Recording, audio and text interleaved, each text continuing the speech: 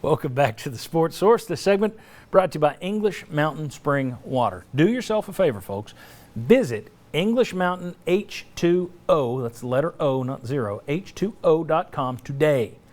You can learn all about the spring and the bottling process and more. They've got tons up there. They got videos up there. It's really interesting. Click the the About Us button. It's not all about us. Click the About Us button, and you'll see a page that says, a little thing opens up, says Contact Us.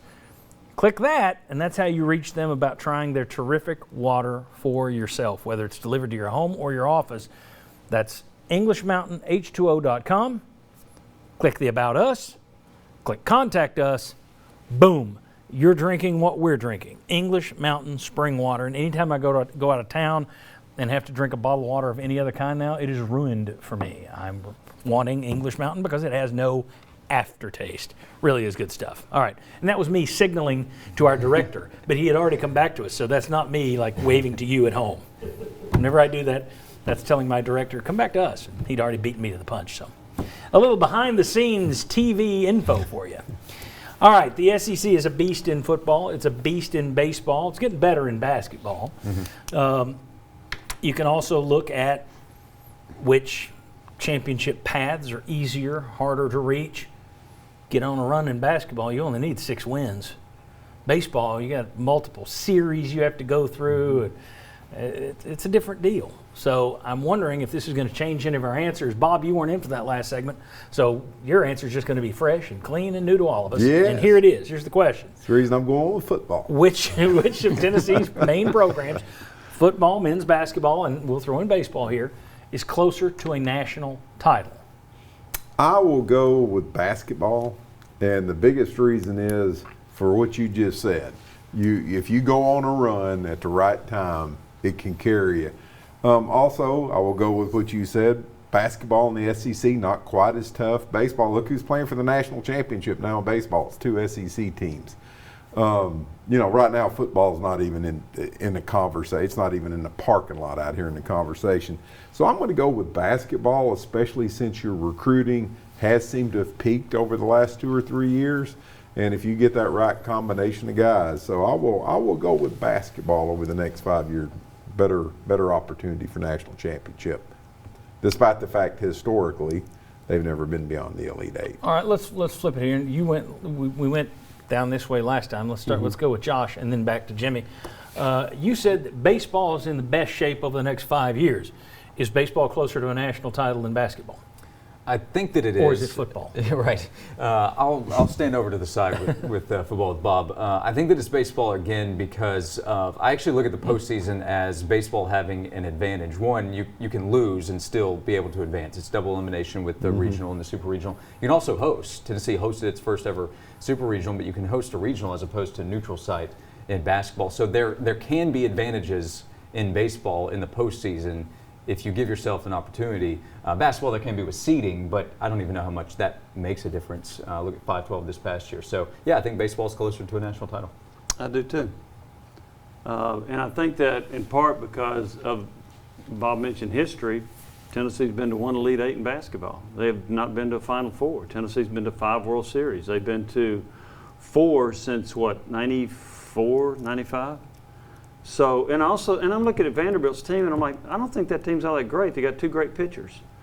And here they are playing for a championship, and they've had some interesting situations that have led to putting them in that position. I think in baseball, with the right pitching staff and just the right breaks along the way, Josh mentioned you can host a couple. I think that's a better path for Tennessee baseball as opposed to basketball. And again, I'm putting history as a part of that. The history part is certainly interesting. I'm still going basketball, though, because I just think you need 6 games to get there. And once you're there, if you're hot or if you just have the right teams fall in front of you, I mean, you go back to Tennessee's Elite Eight run.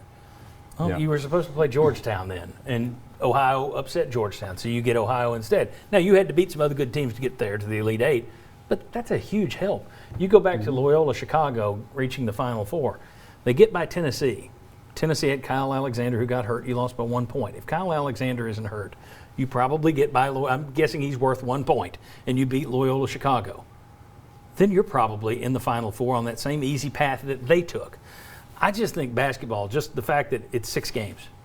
You get hot for 6 games, I think that's simpler. But you make a good point with the fact that Tennessee has had better success in baseball in the past.